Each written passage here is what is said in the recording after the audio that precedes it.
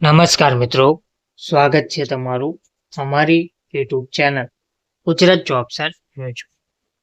મિત્રો, સરકારી કર્મચારીઓ માટે મોટા ખુશખબર સામે આવ્યા છે. આ તારીખના રોજ સરકારી કર્મચારીઓને સારા સમાચાર મળશે. મોંઘવારી ભથ્થામાં વધારાની જાહેરાત પણ કરવામાં આવશે. 31 ડિસેમ્બર 2025ના રોજ 7મા પગાર પંચનો કાર્યકાળ પૂરો થતા લાખો સરકારી કર્મચારીઓ અને પેન્શનરોમાં 8મા પગાર પંચ વિશે ઉત્સુકતા વધી રહી છે. 50 લાખથી વધુ કેન્દ્રીય કર્મચારીઓ અને 62 લાખ પેન્શનરો માટે સારા પગારની અપેક્ષા રાખી રહ્યા છે. 8મા પગાર પંચની સત્તાવાર જાહેરાત જાન્યુઆરી 2024માં કરવામાં આવી હતી, જોકે તેના અધ્યક્ષની નિમણૂક હજુ બાકી છે. તો આ વિલંબથી તેની રચના અને અમલીકરણની પ્રક્રિયામાં વિલંબ થઈ શકે છે.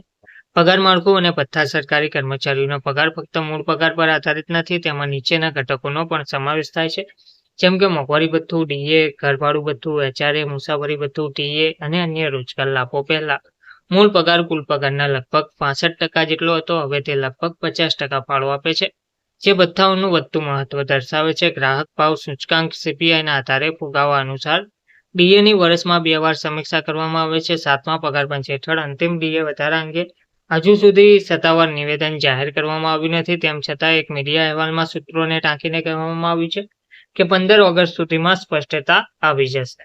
પગાર વધારાનો જે નિર્ણય છે તે લેવામાં ફિટમેટ પરિબળ એક મહત્વપૂર્ણ પરિબળ છે. 7મા પગાર પંચે તેને 2.57 પર નક્કી કર્યું હતું, જોકે એપમિટ કેપિટલના અહેવાલ મુજબ 8મું પંચ 1.83 અને 2.46 વચ્ચેનો પરિબળ પ્રસ્તાવિત કરી શકે છે. ઉદાહરણ તરીકે, 18,000નો મૂળ પગાર મેળવનાર કર્મચારી જો 2.46 પરિબળ મંજૂર થાય તો તેની આવક 44,280 સુધી વધી શકે છે. નોંધનીય છે કે 7મા પગાર પંચે મૂળ પગારમાં 14.3%નો વધારો સૂચવ્યો હતો, જે 1970 પછીનો સૌથી ઓછો છે. તેનાથી વિપરીત 6ઠ્ઠા પગાર પંચે 54%નો ભારે વધારો સૂચવ્યો હતો. જોકે સમયાંતરે મોંઘવારી ભથ્થામાં સુધારાને કારણે 7મા પગાર પંચ હેઠળ કુલ પગાર વધારો હજુ પણ 23%ની આસપાસ રહ્યો છે.